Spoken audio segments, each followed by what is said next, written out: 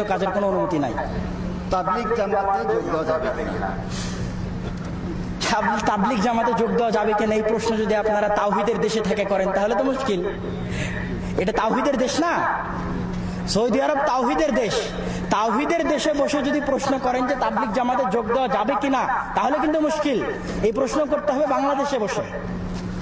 তো তাবলীগ জামাতের মূল দুইটা ত্রুটি, তাবলীগ জামাতের মূল দুইটা ত্রুটি। মানুষের জীবনের সবচাইতে বড় সম্পত্তি হচ্ছে তাওহীদ, অন্তরে আল্লাহর প্রতি সঠিক বিশ্বাস। এই তাওহীদের প্রতি তারা দাওয়াত দেয় না। তাবলীগ জামাতের সবচাইতে বড় ত্রুটি দুটা। মানুষের জীবনের সবচাইতে বড় সম্পত্তি, আল্লাহর রাসূল সর্বপ্রথম যে দাওয়াত দিয়েছিলেন, কুলু লা ইলাহা ইল্লাল্লাহ, ওহে মানুষ তোমরা বলো আল্লাহ ব্যতীত কোনো মাবুদ নাই, আল্লাহ ব্যতীত কোনো আইনদাতা নাই, আল্লাহ ব্যতীত কোনো বিধানদাতা নাই, আল্লাহ ব্যতীত কোনো সংবিধান প্রণেতা নাই।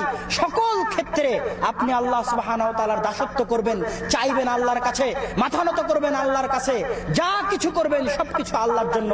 এর নাম হচ্ছে পূর্ণাঙ্গ তাওহীদ। ইসলাম মানুষকে তাওহীদের দাওয়াত সবার আগে দিতে বলেছে। ইসলামের দাওয়াতই হচ্ছে তাওহীদের দাওয়াত। তো তাবলীগ জামাত এই মূল দাওয়াতটাই দেয় না, ইচ্ছাকৃতভাবেই দেয় না। এটা হলো এক নাম্বার ত্রুটি। আর এই দেশে থাকে অবশ্যই আপনারা জানেন তাওহীদের গুরুত্ব কতখানি। এবার দ্বিতীয় যেটা, যে রাসূল সাল্লাল্লাহু আলাইহি ওয়াসাল্লাম এবং আল্লাহ সুবহানাহু ওয়া তাআলা পবিত্র কোরআনে ওয়া'মুর বিল মা'রুফ ওয়া নাহা আনিল মুনকার, তোমরা সৎ কাজের আদেশ করো, অসৎ কাজ থেকে বাধা প্রদান করো।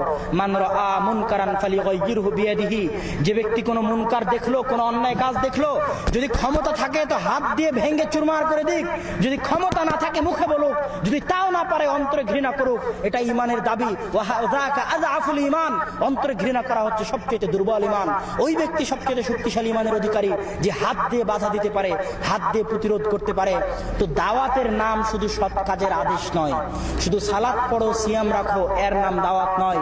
দাওয়াত এটাও যে নারী নেতৃত্ব হারাম, দাওয়াত এটাও যে গণতন্ত্র শিরক, দাওয়াত এটাও যে কবর পূজা শিরক। শাহজালালের মাজার ভেঙে চুরমার করে দিতে হবে, শাহপরানের মাজার ভেঙে চুরমার করে দিতে হবে, এটাও দাওয়াত। বাংলাদেশে যত অন্যায় হচ্ছে, যত অনাচার হচ্ছে, পতিতালয়গুলো বন্ধ করে দিতে হবে। আপনার মুখে যে দাড়ি নাই, দাড়ি রাখতে হবে। দাড়ি আপনি কেন রাখছেন না?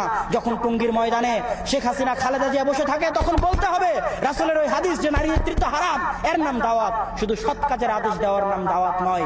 তাবলীগ জামাত শুধু সৎ কাজের আদেশ দেয়, অসৎ কাজ থেকে বাধা দেয় না। এই দুটো হচ্ছে তাবলীগ জামাতের সবচেয়ে বড় ত্রুটি। আর আরো একটা ছোটখাটো ত্রুটি হচ্ছে তাবলীগ জামাতের মধ্যে খারাপ আকীদা আছে, ভুল আকীদা আছে, ফাজাইল আমলে জয়ীফ জাল হাদিস আছে, এটা আমরা সবাই জানি। তবে এই জায়গায় একটা কথা বলি, ন্যায় পরায়ণ হিসেবে, মুনসিফ ইনসাফের দৃষ্টিতে একটা কথা বলি, কেউ মনে কিছু করবেন না, ইনসাফ। ফাজাইল আমলের যিনি লেখক মাওলানা জাকারিয়া কান্ধলভি অনেক বড় আলেম। ফাজাইল আমলের যিনি লেখক মাওলানা জাকারিয়া কান্ধলভি অনেক বড় আলেম, হানাফি আলেম। আকীদা তার খারাপ হতে পারে কিন্তু তার ইলমে কমতি নাই। তার একটা মুয়াত্তা মালিকের আরবি ব্যাখ্যা গ্রন্থ আছে আউজাজুল মাসালিক, অনেক প্রায় 8-9-10 খণ্ডে।